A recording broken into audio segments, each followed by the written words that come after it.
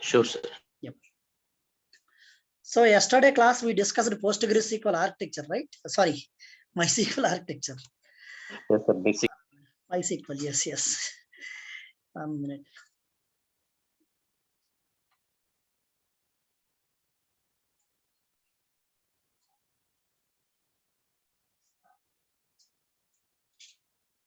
Let me open the diagram as well.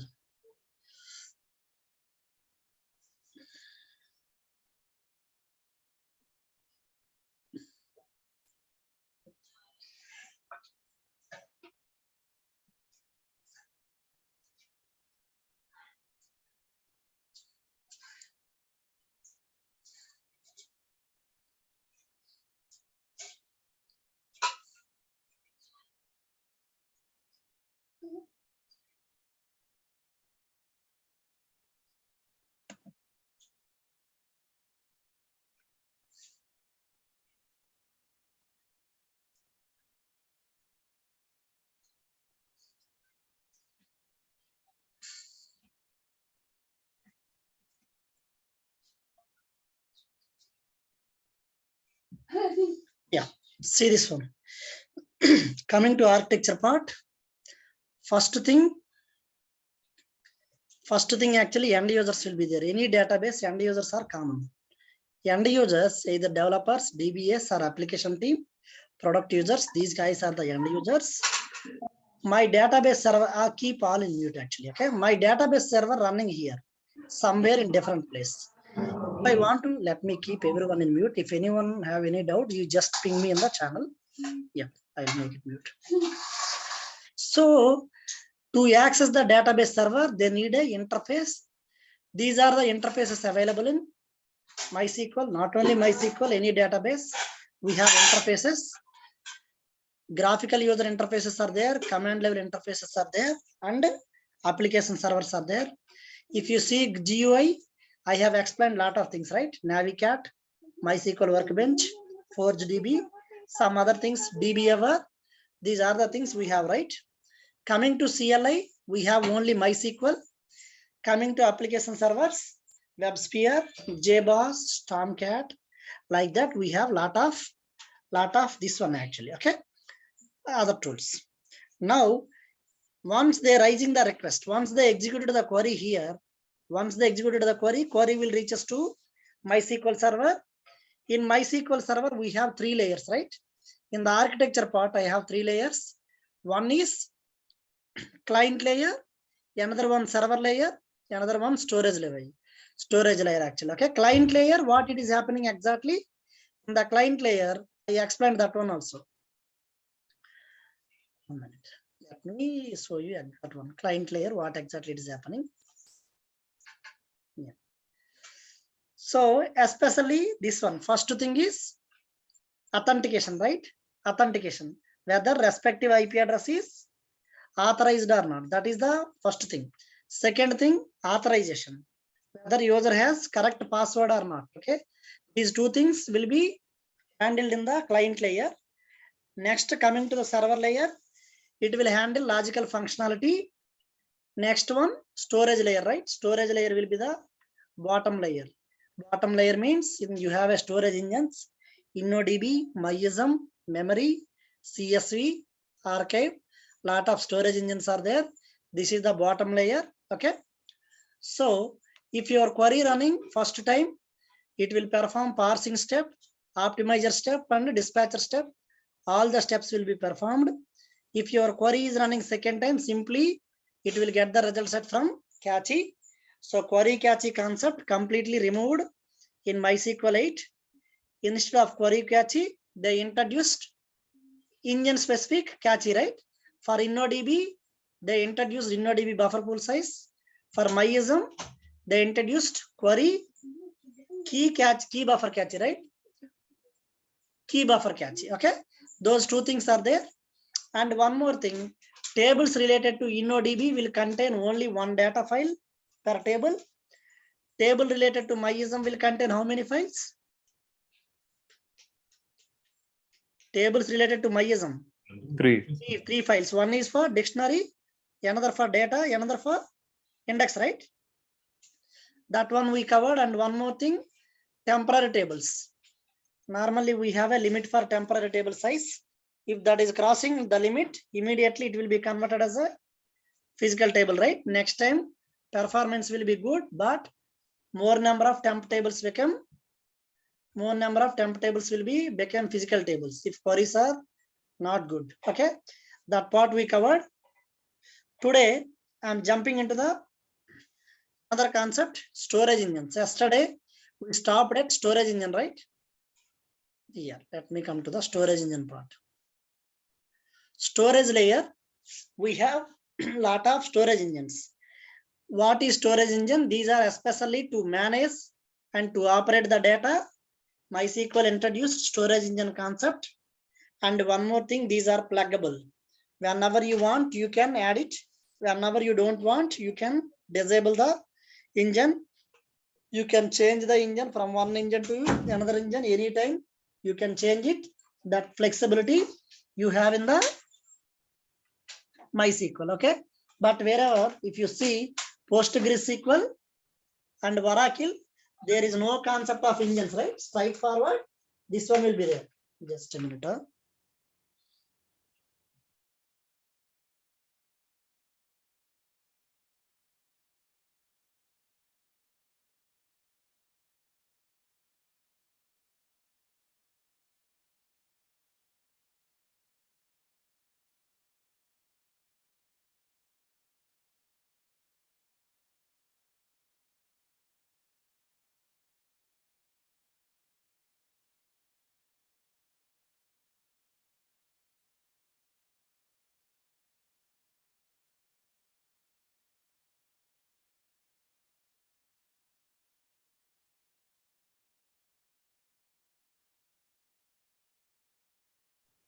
Sorry.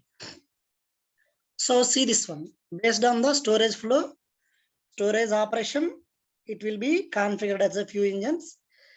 For your information, there are two types of storage engines in MySQL. Main one, okay? There are two types of storage engines in MySQL. One is transactional. Another one, non-transactional. For MySQL 5.5 and later, the default storage engine is InnoDB. The default storage engine for MySQL prior to version 5.5 was MyIsm. Earlier MyIsm, now it is InnoDB. MyIsm is, for your information, MyIsm is non-transactional. Transactional is InnoDB, okay? So which is suitable for OLTP transaction? Can someone tell me? Which is suitable for online transactions? InnoDB. InnoDB is suitable for InnoDB. online transaction as it is capable to handle the transactions immediately. If an operation performed immediately, it will be reflected everywhere. For example, if you take this one, ATM machine. I have 3 ATM machines, okay, side by side. In my account, I have 1 lakh rupee. So first I'm trying to withdraw 1 lakh from one machine. I took the 1 lakh. For update, it is taking actually half an hour to update your balance. So in meanwhile, you can go to the next 2 ATMs and you can simply withdraw the money, right? Completely spoiling. It's a going with a fraud. So OLTP transaction means within milliseconds, transactions should be updatable, right? So that is the reason InnoDB will have more priority than the non-transactional. Non-transactional means historical data will be there. Historical data will be there. On top of historical data, I can perform analytics. Maybe 100 GB data is there for the last 10 years. If I want to give a presentation, what I will do, valid points from the last 10 years data I will capture and I will prepare like a report. That one I will call it as a OLAP, online analytical operations, right? Online analytical transaction processing, that one. Now see, remember this thing, now in 8, everywhere default engine is InnoDB. Whether you are mentioning or not mentioning, default is InnoDB. Until 5.5, that was MyISM actually. Okay. Now we'll see what are the type of storage engines we have, how the behavior of the storage engines. After that, directly I will jump into the installation part. MySQL supported engines. Ram, Sorry? 1 minute. Yeah. If we created a table in InnoDB, can we change the storage engine to MyISM? Yes, yes. Later you can change it. Some limitations is there. I will cover. Not all the engines possible. Okay. Few engines reverse possible. InnoDB to MyISM, MyISM to InnoDB. Few possible, few not possible. We'll see that limitations. Okay. Yeah. Not everything can be converted. Okay. Yeah. InnoDB. First engine name is InnoDB. Second one MyISM. Third one memory. Fourth one CSV. Fifth one merge. Sixth one archive. Seventh one federated. Black hole engine. Okay. These are the engines actually. One more engine, example engine also there, but main thing 95%, not 5, 99% this two. Okay. 99% this two. Out of 99, 95 or 96 InnoDB. Very less number of tables with the MyISM. Very rare. Remaining engines very rare. We'll see. In which case we will use these engines. We'll see. First one, if you go to InnoDB, the main intention of InnoDB is transaction support. Okay. It can capable to handle the transactions. So wherever transaction is happening, that completely end to end, the transaction will be taken care. Like you can do point in time recovery, and also it will be suitable for online transactions everywhere actually. Okay. Step to step, any point of time I can do the rollback. These kind of things possible if any database supporting transactions, right? Next one, ACID compliance. This is very important for any engine. If you take Oracle, PostgreSQL, 1 minute.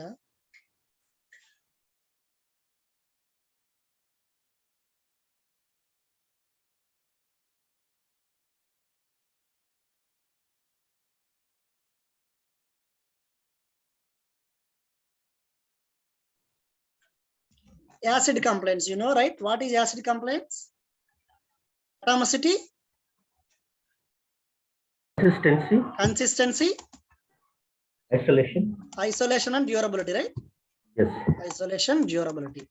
So first thing, whether if completed, transaction should complete properly, or else if roll back, even one layer it is failed, it should roll back completely.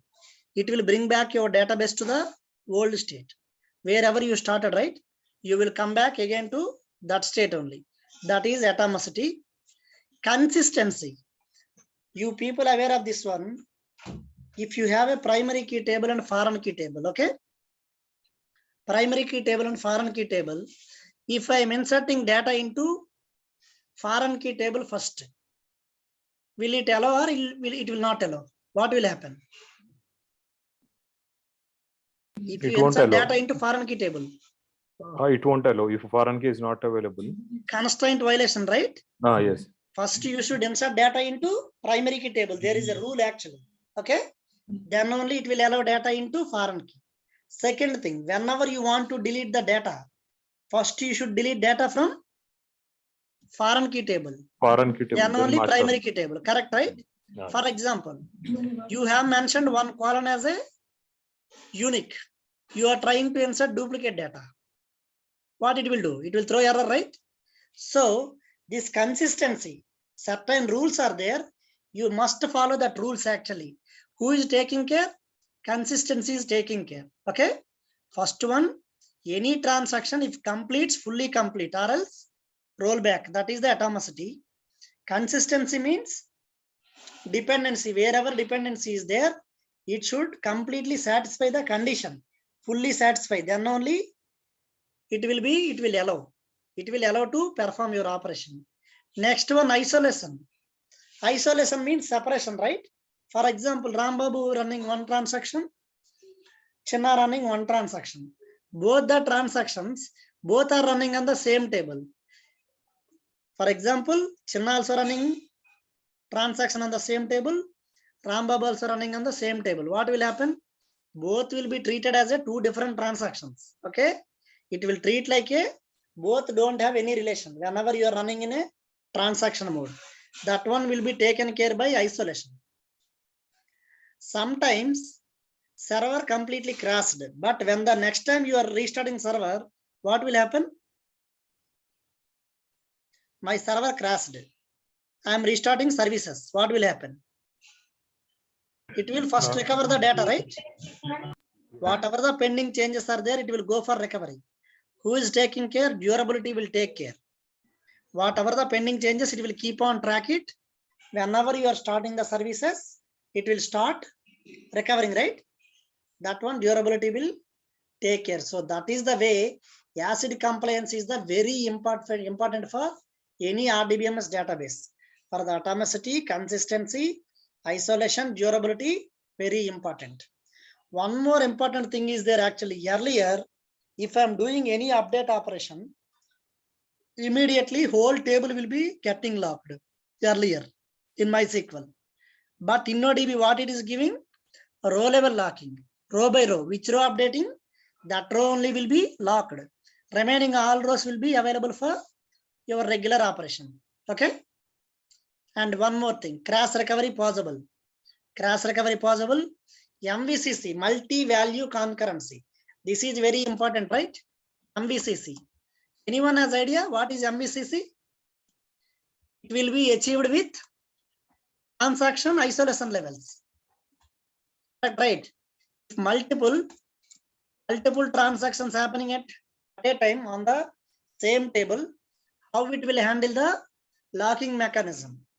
That one we will call it as a concurrency control. Okay, how internally it is dealing, we will see that. Transaction isolation level practical class is there. Anyone have idea by default what is the transaction isolation level? Default read committed, right? Only committed records will be available for reading. For example, see, if I do like this, let me go to the paint. Here my database is there.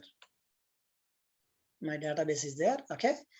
Else, yeah, database is there. Here, two transaction modes are running. One guy running with begin mode. Transaction means what exactly? Transaction mode, begin and end, right? One guy running with a begin. For example, this one. Same database. Begin, hidden, insert into EMP, values 1 inserted. Okay, for example, statement wrong. For example, if I'm doing select star from employee, how many records it will display? Unless committed, it will show null values if it is no employee. If I run this one right now, it will display 0 records, right? Yes. When it will contain the records only if I do commit, right? If I do commit, that means only committed records, only visible for all other operations. By default, read committed. Only what are the records committed, those only available for other users to read it. Correct, right? Next one. Provide in this statement level commit is there, or it is a complete procedure level? Default auto commit. Default auto commit. Okay.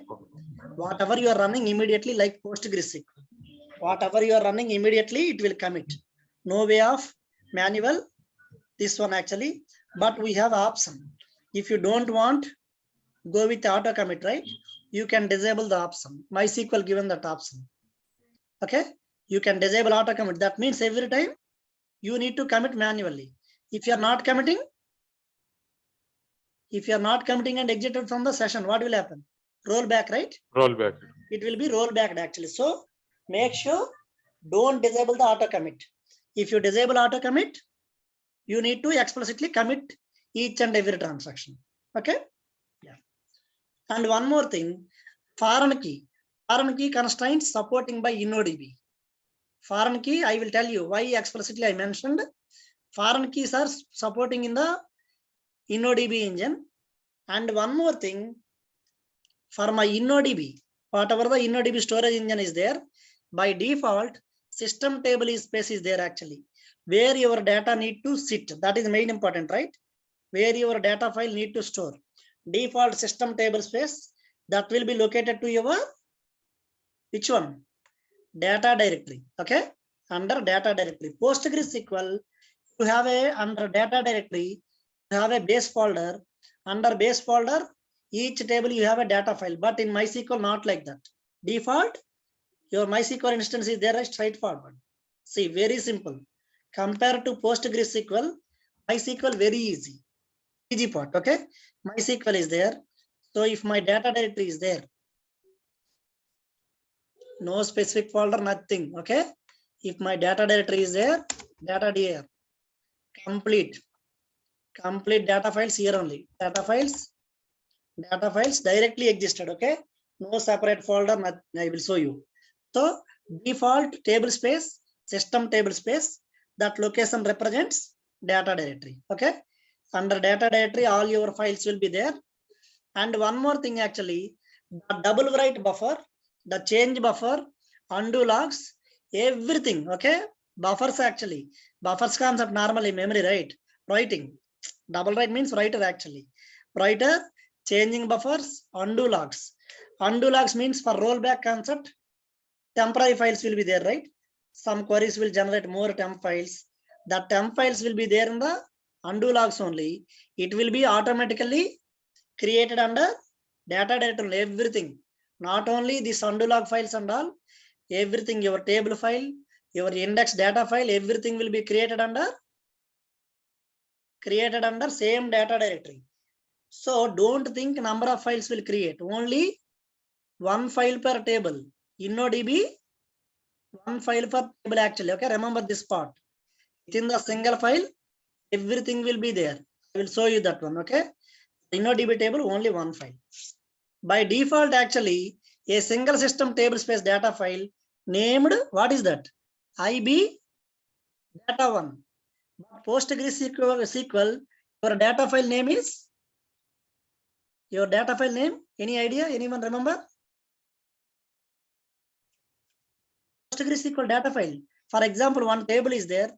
Table data file is there. With which name file will be created? With object ID, right?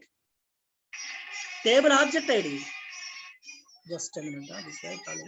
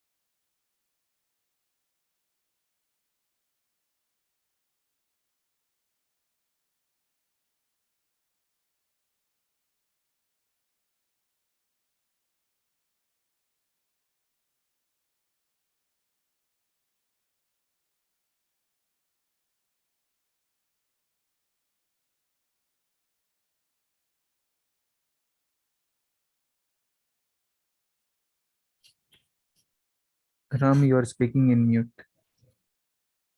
Yes. Sorry. Yeah, 1 minute. Yeah, file name will be IB data one. For example, if you have a one table, okay, if you have a one table, for the table it will create a one IB data file actually. Okay, this will contain all the information of that respective table. If multiple tables, multiple data files will be created with your table name. Your table name is there, inside that this data file is there. We'll see that. For example, I don't want the default location. While starting the services, I can mention this one. InnoDB data file path equal to, I will give the this one actually path. Okay, that is one thing. And one more thing, see size also you can mention here. Size, for example, see IB data one file is there. Default 10 MB I kept. Auto extend whenever data growing, automatically that file size will be extended. Thing is, you should have you should have enough free space in the respective mount point, right? That is important. Respective mount point, you should have auto increment actually. And one more thing, until what level it can grow? One table, until what level it can grow? That is very important actually. When the auto extend attribute is specified, the data file automatically increases in size by 8 MB. Every time keep on increasing the 8 MB actually. Okay, whenever space required, automatically it will extend 8 MB, 8 MB like that actually. Okay, so this one InnoDB auto extend increment variable control the increment size. For example, see by default it is increasing 8 MB, right? If you think, hey, I'm inserting 100 GBs of data, so if 8 MB means it will be some performance impact, right? So you can give a bigger value. Maybe every time increase the 1 GB value like that. Every time you can extend a 1 GB like that. You can mention that is also possible. Okay. InnoDB creates tables in file per table. We already discussed, right? For one table, one file. Okay. So performance wise, very good actually. While insertion, while extraction, everything will be reading from the single file, right? So it will be very good. Later, I will cover some advantages of creating one file per one table. What is the advantage? We will see. First thing, disk space is returned to the operating system after truncating or dropping a table, which can only used for InnoDB data. Okay, if you are using InnoDB data, right? So if you done the table data deletion or else the table dropping, automatically space will be returned to whom? Automatically your mount point, you will see the free space, right? That is possible. Remember this one actually. That is one benefit. Truncate table performance is better when executed on tables that reside file per table. See, if you are doing a truncate table, you need to truncate from how many files? Only from one file, right? So definitely it is a faster performance. Whereas if you go with a MySQL table truncate, it will consume lot of time compared to truncating InnoDB table. Okay. And one more thing, data files can be created on separate storage devices for IO optimization. Normally, where is your data files creating? By default, InnoDB data files. Default InnoDB data files, where it is creating? Under data directory, dictionary, right? data Sorry? directory. Under data directory, it is creating actually. Okay. If you don't want to compete with other writer processes, you can keep your data file in a separate location, right? It will reduce the disk IO optimization, right? Definitely you will get some best performance. And one more thing, we can backup or restore tables created in file per table spaces quickly using MySQL Enterprise Backup without interrupting the use of other InnoDB tables. Anyone not agree with this one? See, if you are going with a file per table, whenever you are doing backup and restore approach, simply you can handle with one file only, right? One table, one file. You are not disturbing other people data files, right? That is one flexible, right? That is one thing. And one more thing, table stored in individual table space data files can save time and improve chances for successful recovery when data corruption occurs. When backup or binary logs are unavailable, or when MySQL server see. One thing, if you go to any interview, simply if you say, hey, InnoDB will use file per table concept, one table will contain only one data file, it will give good performance means they will not simply sit. They will ask how file per table space concept, file per table, this concept, how you will get the benefit, in which areas you will see the benefit. They will raise this point actually. You tell them while truncating or dropping table, space will be recovered to the disk automatically. Truncate table performance is better than the multiple data files per table concept. Truncate is faster performance. Disk IO will be reduced. And one more thing, backup and restore very faster without disturbing other data files. We are doing backup and restore. And one more thing, during the recovery, during the data file corruption, e.g. if file gone, one file only will gone, one table only will gone. It will not impact on the other objects. Okay, that is also one good thing. And one more thing, very important thing is there, your table size is there. If anyone asking what is the table size, one InnoDB table, employee table is there. What is the size? Immediately I can go to the data directory, respective data file size, I can check it. If respective data file size showing 10 GB means my table size also how much? Data file size showing 10 GB. That means table size also 10 GB, right?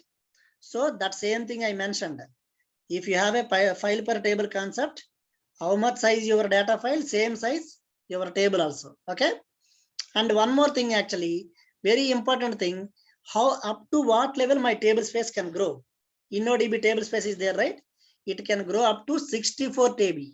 One table can grow up to 64 TB. Okay. And one more thing, disadvantages also there, not only advantages. If you go with file per table, some disadvantages are there. With file per table spaces, each table may have unused space that can only be utilized by the rows of the same table. Correct, right? See, whenever default, I have an increment of 1 GB. My table now size is 9.1 GB. Okay, increment is 1 GB. That means how much free space is there? For example, see, one InnoDB table is there, IBDB data file. This is IBDB data 1. Okay, this file is there. So initially I kept increment 1 GB. Auto extension. Increment 1 GB I expected. So now it is using 9.1 GB. Okay, how much free space is there? Can someone tell me how much free space is there? In this data file, how much free space is there? 900 MB will be. Excellent. Free space is 900 MB, right? So where it will be utilized? If anyone inserting records into which table? This table only, right? For example, I have an employee table. So if anyone inserting data into employee table, then only this free space will be utilized, or else it is unused actually. Okay, simply sitting idle. It is wasting, right? Wasting space. Next thing, actually, fsync operations are performed on multiple file per table data files instead of a single shared table space data file, because fsync operations per file, actually write operations for multiple tables cannot be combined. See, for your information, fsync operation actually, for example, if I have a 10 operations, 10 tables, see here, it is, I am using InnoDB. Anyone have idea fsync? What fsync will do? Whatever the data you are writing, that will be syncing in the OS level files, right? For example, if 10 tables is there, table 1, table 2, table 3, table 4, okay? Table 4, for example. This is one concept. Second thing, another storage engine is there. For example, different storage engine, one table space for multiple tables. Table 1, table 2, table 3, table 4. Okay. Here, in my case, if fsync happened, how many files fsync will happen at a time? One fsync operation for all tables, right? One fsync for all tables. But whereas if you come to InnoDB, one fsync for each table, right? One fsync for each table. What will happen? Multiple fsync operations performing. What will happen? It's a drawback or good thing? Multiple fsync. It's a bad thing, right? It's bad thing. Impact on the system actually. Okay. And one more thing. See, that's what I told actually. It will show impact on performance actually. Okay. And one more thing, more file descriptors are required when each table has its own data file. Okay. Most of the people not aware of these things. Even 10-15 years experience also. whenever you are selecting data or inserting data or updating data, respective data file is there, right? That file will be opened first. Who will open that one? File descriptor will be there in OS level. Okay, it's a Linux thing. File descriptor open each data file. So if 10 tables are there, 10 people are running operations on 10 tables, then 10 file descriptor process will be there. 10 file descriptors. Okay, so that one also I mentioned, actually multiple file descriptors are required. And one more thing, table space extensions are by small amounts, after which extensions occur increment of 4 MB. See, very careful. Initial design is there, right? You think about that one first. Earlier, what is the default size increment I told? Default size 8 MB. 8 MB. Excellent. Default size increment 8 MB. So until what level it can grow? Whatever the limit you are giving, right? For example, I given like a 30 GB. That means my table can grow up to 30 GB. Okay. By mistake, without proper information, you have given this one 30 GB capacity. That means my table can grow up to 30 GB only. But later you came to know that it will be more than 60 GB they are expecting. Okay. In that case, increment, even though you changed the value, incremental will go by 4 MB only. You cannot do anything. You cannot put a bigger value. Okay. Each time 4 MB will increase by default. So that is the reason while giving itself, you can give the properly. Either 60 GB or 70 GB up to what level can extend.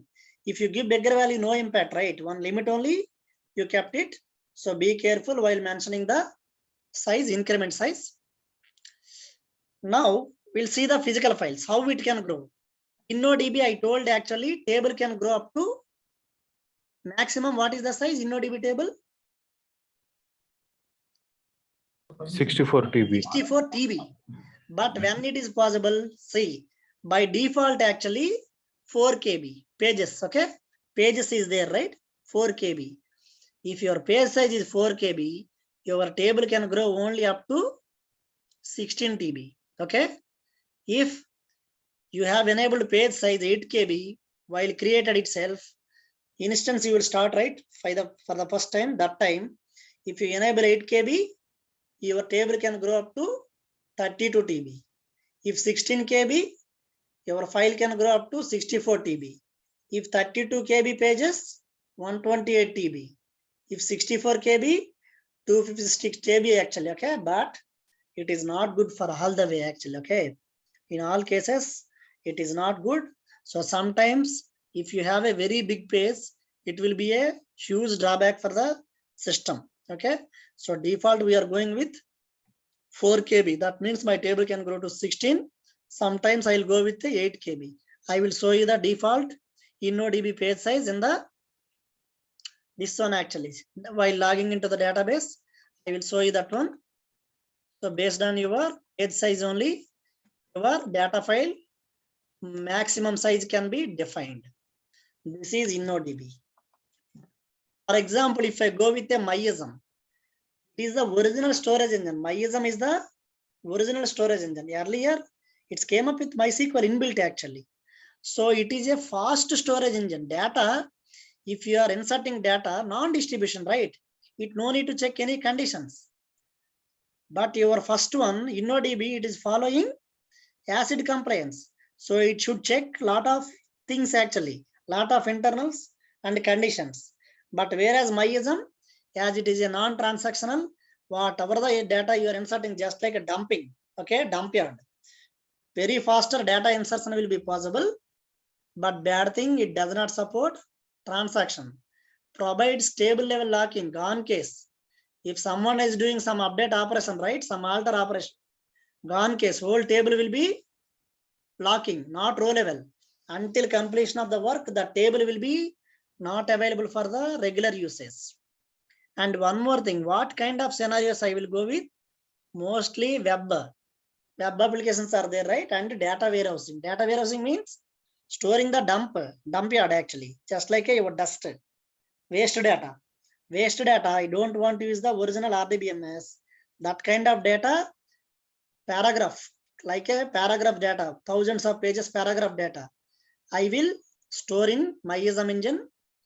And one more thing, InnoDB stores user data in clustered indexes to reduce IO for common queries based on primary keys. Can someone tell me what is the clustered index? Anyone has idea? Clustered index means? Clustered index means. So normally, what is the benefit of sorting? Benefit of sorting. All are mute or you are able to hear me? Yes, yes. It will be faster. We'll File get table is there. For example, data 1, 3, 2, 5, 6, okay, 9, 7, something is there, okay. If I do select star from employee, okay, order by 1 DESC descending order, okay, order by ascending or ascending, I can give it. It will display like a on the fly sorting order, right? But wherever I'm using a clustered index means index itself, see, this is very nice thing. Index itself physically stored data in a sorting order, okay. Next time onwards, if you are doing select operations, right, sorting, internal sorting will not happen. Straightforward, already it's there in sorting order, right? So no need to perform sorting order. So clustering index is very good actually. That's the reason I'm saying input output IO actually, okay. Your IO completely reduce the impact whenever you are creating this one, clustered index concept, okay. This one I need to add on top actually in the, this one I need to add in InnoDB, I need to add it. And one more thing for you all, I'm saying one thing. Don't expect this batch will complete within 1 month. Don't expect like that, okay. Huge syllabus is there. I want to cover each and everything. Please be patient actually, okay. Maintain patience. So no problem. enough knowledge, okay. I don't want to make it rush. Lot of things I want to share. You will get good knowledge, okay. Don't expect 30 days it will complete. Yeah. No problem. Most of the internals I want to share, okay. Yeah. Next one actually, see, large files are supported on file system and operating system that support large files. See, MyISM paragraphs, right, it will support very huge size of files actually in MyISM. And one more thing, how many rows you know? 2 power of 32 whole square. 2 power of 32, that means 2 into 2 into 2 into, you make it like a 32 times. After that, that value you make it double into. So then one value come, right? So I cannot convert this number actually. How can I convert this number? Infinite something. What we will call this number? Any idea? This E means something will be there actually. This many number of rows, very huge number of rows. Maximum number of indexes per MyISM table is 64. Maximum number of columns per index is 16. At a time, one index I can create on top of 16 columns. That means compound index, right? Composite. Some people will call it as a compound, composite, up to you. Compound index actually. Single index on the multiple columns. 16 columns, one index I can create. And one more thing, as it is actually non-transactional data, maximum key length, I can make it like a one column length, 100 bytes I can make it. That much bigger value I can store it, okay. And one more thing, internal handling of one auto increment column. Auto increment column is there, per table is support, only one auto increment column. In MyISM, if your table contain 10 columns, only one column only you can mention auto increment. 2 or 3 tables, if you want to mention auto increment, it will not work, okay. And MyISM supports concurrent inserts. Everywhere it's there, right? Concurrent insert. What is concurrent? Concurrent means Parallel process. parallel inserts. Rambabu running 10 inserts to the employee table. Chenna inserting 10 records. Srikanth inserting 10 records. Concurrent inserts everywhere common, right? Every database common. Concurrent inserts possible. Inserts in MySQL, okay? Next thing. After that, actually, blob and text columns can be indexed on top of blob data type. See, images are there, right? Any images column, text column, you can create index actually. And one more thing, the bad thing and worst thing, null values are permitted in the indexed column. Okay. If you create index on one column, it will add null values. That is the bad thing actually. If index column contain null values, completely performance degradation, right? So that one. And one more thing, in MySQL, if you are using MySQL engine for any table, if it got corrupted, sometimes it's common, right? Table will corrupt or data file will corrupt. To repair that table, we have a repair table option actually. First, you need to find out whether table got corrupted or not. For that, they have given one utility, MySQL check. Utility name is, remember this, MySQL check. Only it can check MySQL tables which are using MySQL engine. It can check whether table got corrupted or not. If corrupted, I need to repair the table. Okay, then the data file will be come to the normal state. Table will be come to the normal state. That flexibility is there in MySQL. And one more thing, see, either data file or index file can grow up to 256 TB by default actually. And one more thing, but this limit can be changed up to maximum, how much? 65,000 TB. That means no limit, unlimited. Okay. Earlier by default engine, right? If anyone using non-transactional data, for them it's just like a God gift, MySQL engine. But nowadays no one is preferring non-transactional, right? If anyone preferring non-transactional data, MySQL is super actually. Unlimited data, you can store it. Later, memory engine. One more engine called memory engine. Create tables in memory. Why? What is the purpose? It is the fastest engine. Again, table level locking will happen. It does not support transactions. It is ideal for creating a temporary tables or quick lookups. That data is lost when the database is restarted. Anyone can simply tell me, please, what exactly you understand from this memory?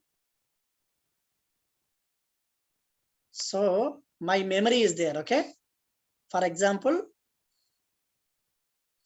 here data files is there. Data files, okay? Here data files is there normally.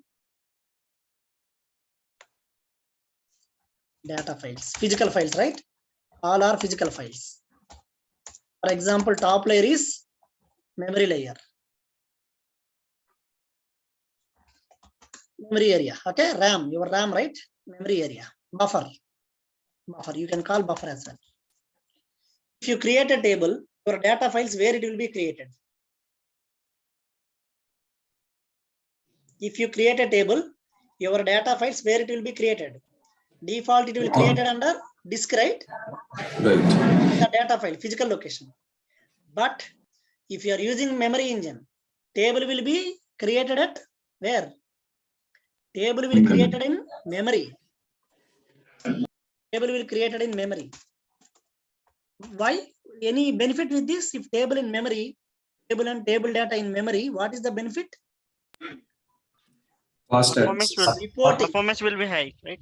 In case of which queries? Memory area. In case of which queries? Select queries. Excellent. Yeah. If you want to run select queries for reporting purpose, correct, right? So in that case, only for reporting purpose only I need, just like a temporary tables, right? Only for reporting queries purpose, I will go with a only for reporting queries purpose. I will go with the memory engine, right? So if database restart, what will happen? It will be lost data. Like table will gone, not lost. Table completely gone. Correct, right? So not a session level. If database, if temporary tables, if session rest, if you come out from the session, table will be gone. But memory, if database restarted, then only it will gone. Okay, that is the difference. Or else it will be almost equal to temp table only. Remember that part. So this is related to like in Oracle SGA what we have shared global areas. So the same thing. No. SGA, Oracle SGA for all. Yeah. At the end of the day, it will be complete like SGA only. We will keep separate memory components. InnoDB buffer. Yesterday class I discussed actually like SGA. We don't have single parameter in MySQL. We have lot of engines, right? If you see lot of engines we have. Each one is engine specific. Each engine separate SGA. Okay. Each engine. Previous one, yeah. We have 5 or 6 engines. Each engine separate SGA. If you go here, you have these many engines. InnoDB, MySQL, memory, CSV, right? Each engine separate SGA. Yep. Let me come here. Okay. This is for faster data retrieval. And one more thing. One more engine is there. CSV. Stores data in CSV files, Excel sheets. It provides great flexibility because data in this format is easily integrated into the other applications. If data in Excel format, Excel sheet, data in Excel sheet, some applications are there, especially table view, reporting purpose. 1 minute.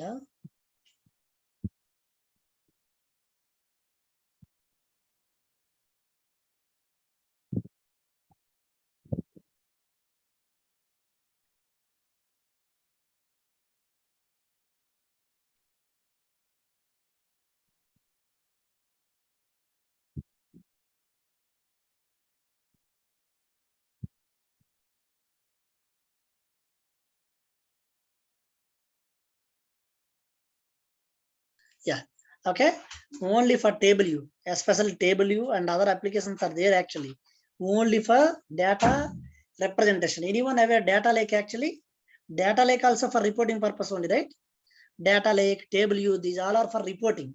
They will present the data in a Excel sheet format, some graphs, something like that. For that kind of requirement, if you have, you can store the data in CSV file format. And one more thing, merge. One more engine is there, merge engine. It operates on underlying MySQL tables actually. Okay. Merge tables help manage large volumes of data more easily. It logically groups a series of identical MySQL tables and references them as an object. Good for data warehousing environments. Normally, data warehousing concepts are there, right? Joins not that much easy. Joins not that much easy. So 1 or 2 tables data. 1 or 2 tables data, I can merge it. The name itself there, right?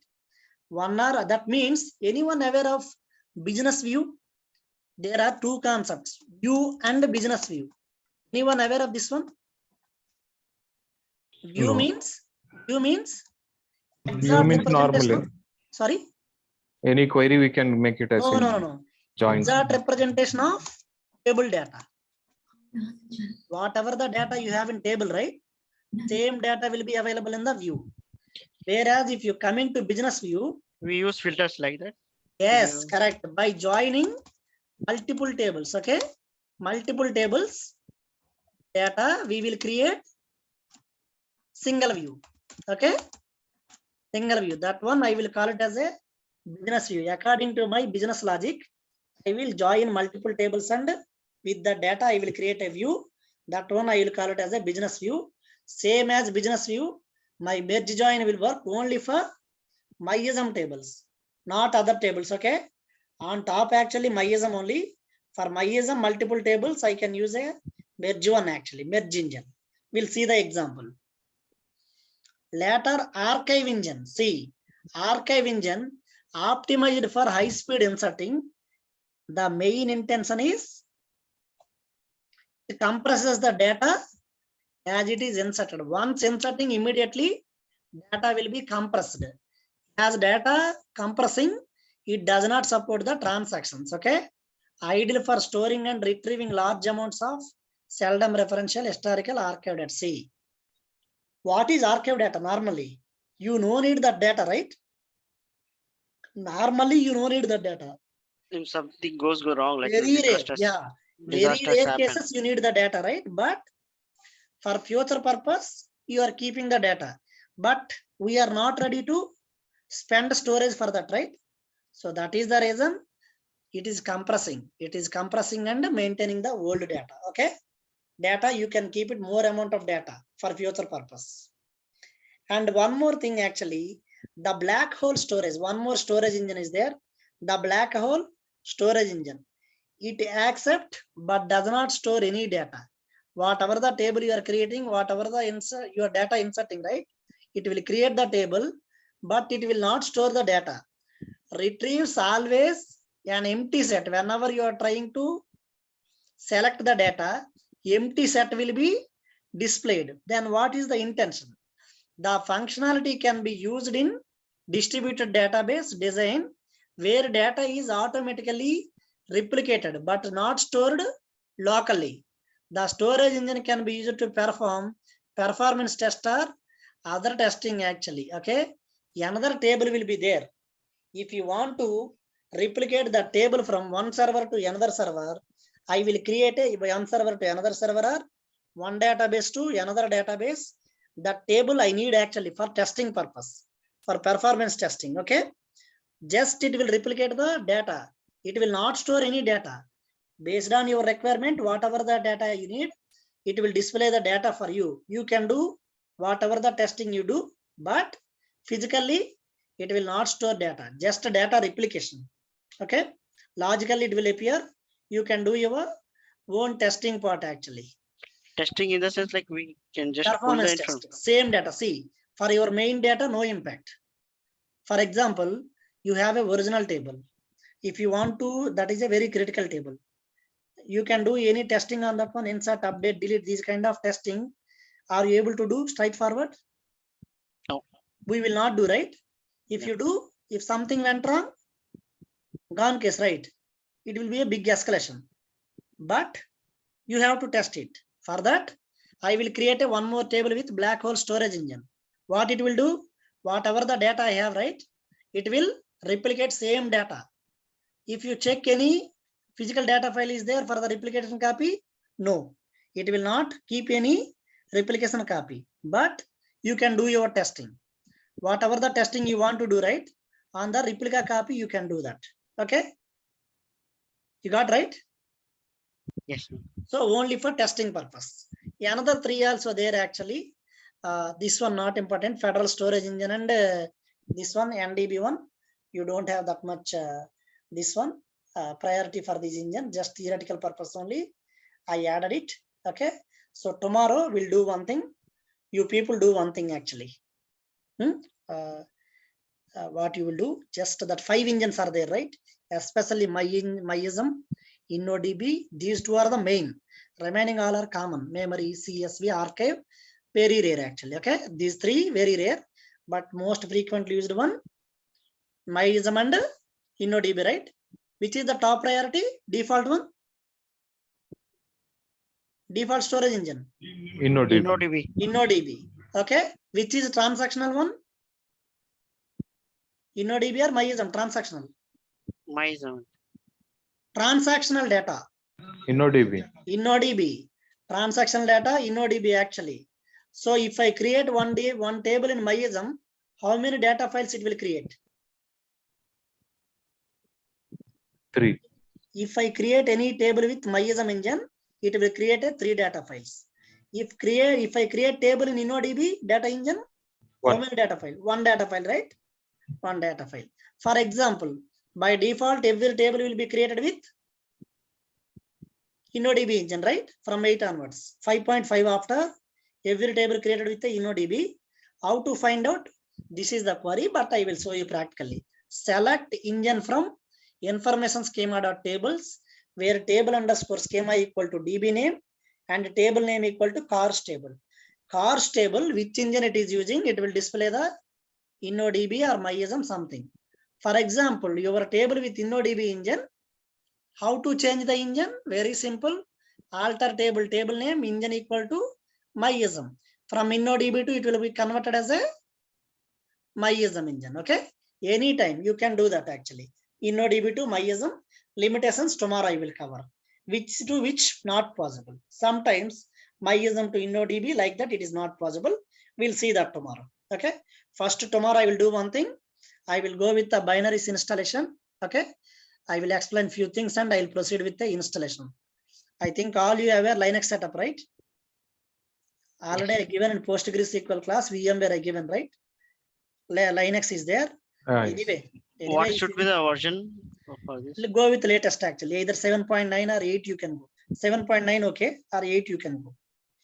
Or else I will give tomorrow in AWS how to create a EC2 instance, Linux mission. That one I will create. We will use that one only. You no need to create your own virtual machine and all. Simply you can use the VMware. Okay, that one AWS EC2 you can use free of cost. Yeah, for today we'll wind up. Go through the engines. Anyone ask, you should be ready with the answers. Taka actually you need to give the answer. Engines differences, engine differences, data file concept, size growth actually. That one you should be capable to give the answers. Okay. Yeah, we'll meet tomorrow. Thank you. Tomorrow onwards practical session. Today theory done. Tomorrow onwards complete practical. It will go like a fast train. Bye. See you. Okay. Thank you. Thank you. Thank you. Bye. Thank you. Bye.